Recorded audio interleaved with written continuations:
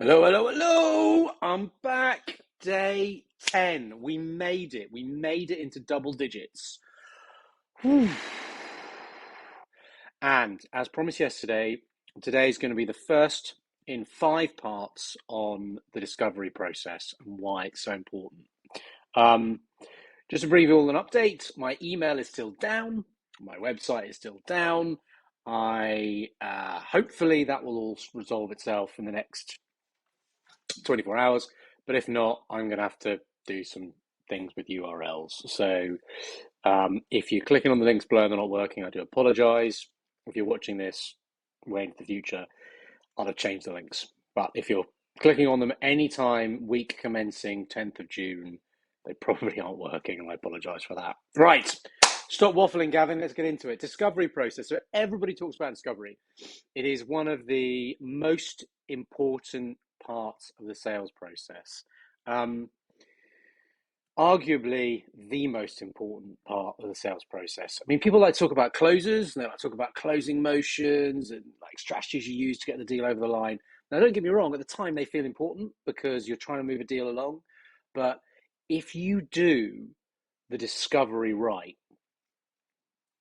everything else takes care of itself pretty much. Everything else lays itself out in front of you and becomes a process, a procession, rather than a massive fight. So discovery is I would argue, the most important skill that a full sales cycle rep needs to be able to do. So why is it so important? It sets the stage for everything that comes after it. It's not just one call, it's a process. And although I've talked here before the call, I'll come on and talk about it a little bit, but you've got to view discovery as a process. It is multiple calls with multiple stakeholders. You need to get to explicit pains and issues. So I talk a lot about happy ears. You know, as salespeople, we hear something that we vaguely think we can solve, and we're like, great, yes, okay, I can solve this. Let me show you the demo. Let me give you a presentation. Let me tell you how great what we do is and how we can solve your issue. Without really testing, is that the problem or just a problem? Is it a bleeding neck pain or is it just a pain in the neck? And I talked about that on week 3 up here. So if you go back to day 3, I talk about the 5 whys. I talk about the difference between a bleeding neck and a pain in the neck, and the idea that you need to drill down or peel the onion to get to the true root cause of any issue. Once you get to the root cause, once you get to the issue, you can establish the urgency, you can establish the issues, you can put metrics around it, you can make it measurable, you can make it really explicit with each individual that you're talking to. You can't create urgency, but you can harness urgency, you can cultivate urgency. And use that to carry the deal through. But unless you know the problem you're solving, and I'm not just talking about like from a technical perspective, you solve a security problem. I'm not just talking about from a I don't know, like from a software problem, you make it quicker for somebody to see their data and visualize it. Like, so what? Who cares? You've got to be solving one of the problems we talked about yesterday for an end user, a line manager, execs. You've got to be solving problems with these guys, and they've got to, guys and girls, and they've got to be, do they save them time? Do they speed up the time to a process? Are you making them money? Are you saving them money? And are you improving their status, both as an individual and politically within their organization? You have to be hitting those. You have to be understanding, how am I doing this? How is my solution, my product doing this? And the way you understand that, and you can create a hypothesis beforehand, you can create an ingoing idea, absolutely encourage you to do that. It's part of building your ICP. But until you establish that, and until the customer says it, until they articulate that it's an issue, you're just happy ears.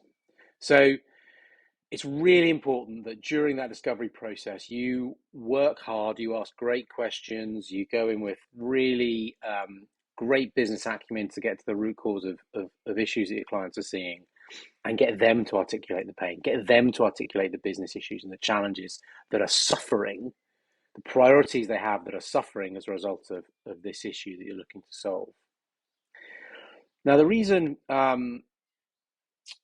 the reason we do it with multiple people. So first of all, and you'll hear me talk about this a lot, there, especially at enterprise, anything vaguely resembling an enterprise deal is going to be anywhere from 5 to 12 people involved in the decision-making process, and sometimes many, many more. But if you're dealing with an organization that's above 200 employees and you're not speaking to 5 people as part of this, as part of your engagement, I would suggest that you're going to be lucky to close that deal. Not just because money's tight at the moment with the macroeconomic conditions, not just because decision-making structures have become more disparate, more individuals involved in making decisions as people look to de-risk decisions, people look to get everybody on side, but also because everyone's got a different view of the problem.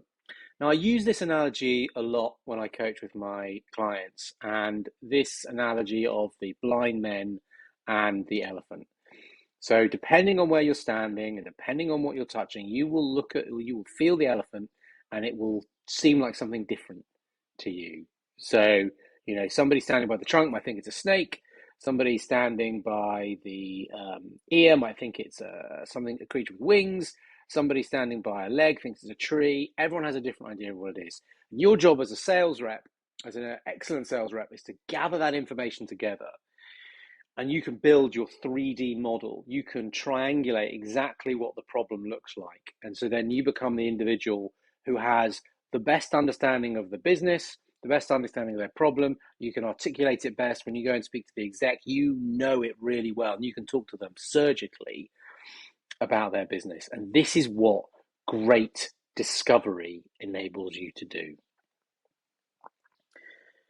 So, discovery is a process. Great discovery sets you up for success. Now, a lot of the time, the way our sales motions tend to work, we have a discovery call and then we move on to the demo. And we that's the kind of the way we tend to run things. And it's just a call, a demo, particularly at the lower end of the market. Even actually at enterprise level, you tend to have the first discovery call and then you figure out, right, where do we go from here with somebody? So prior to your discovery call, prior to the first interaction you have with a client, you want to really have a clear idea, what your hypothesis is for how you're going to save value. So again, thinking about the WIFM matrix, the what's in it for me matrix, that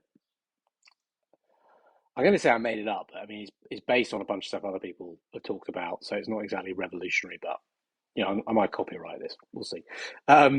But you need to have a really clear idea of actually how you are solving problems for the different types of personas across those 3 different areas of value, time, money, and status, right?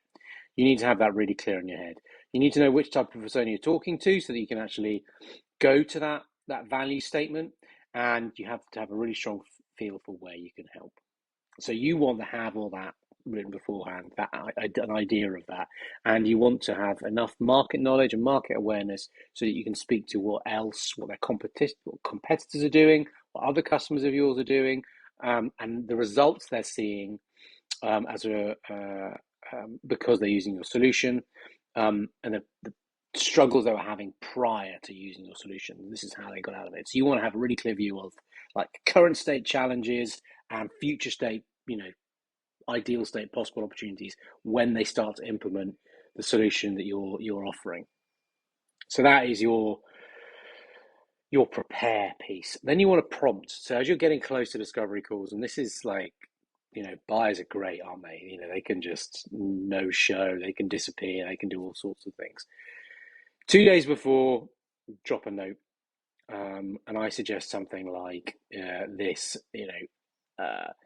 looking forward to our meeting. Here's my suggested agenda. Anything you'd like to add? Anyone else you'd suggest from benefit from the call? Now, it's a great way to start to look to multi-thread. The more I've been thinking about this, I would almost suggest some people rather than just say anyone else we should add to the call. And You might want to suggest someone from IT, someone from finance, someone from marketing, or you might want to call out an individual by name. You might want to say, I've also had some engagement with so-and-so. Would they benefit from being on the call, etc.? Don't threat about that too much, because um, ideally what you want to do is do this kind of discovery process with a number of individuals. So it's like, as Chris and Connor says, it's like multi-threading is, multiple acts of single threading. So you want to be able to have some of those conversations one-on-one. But I still think it's worth getting the view of the individual talking to about who else might be involved. The day before the meeting, I would then add the agenda to the meeting invite. What that then does is it pushes the invite back to the customer again to remind them that the meeting's coming up tomorrow, for them to accept it, and so on. And a high-level agenda, you should include an agenda so people understand what you're going to do, but it doesn't need to be belt and braces. It doesn't need to be in nauseating detail. You want to say something along the lines of, you want to provide a overview of your business, of the trends you're seeing in the market, and how you help solve them. So it's like, say you're going to share some stuff about you share some stuff about the market they'll be interested in and some of their competitors, so there's some insight, there's some value for them to get. Then you preface it with, so that we can get the most, or give you the most pertinent information, the information that's most relevant for you. You'd like to ask some questions, and then once you've shared the insight, if there's a good fit, we can agree some next steps. Does that sound fair? So that's roughly what I'd put as an agenda. I'd probably shorten it a little bit, but along those kind of lines. So tomorrow we're going to talk about how you kick off a discovery call, how you prime your client, your prospect, to talk, how you earn the right to do great discovery. But for today, I just wanted to kind of come back and land on these two kind of real points. So yeah, there's some information there about how you prepare for a discovery call, how you prompt your client ahead of that call. But the thing that I really want you to take away from today's video is great discovery leads to great deals, which lead to great big commission checks.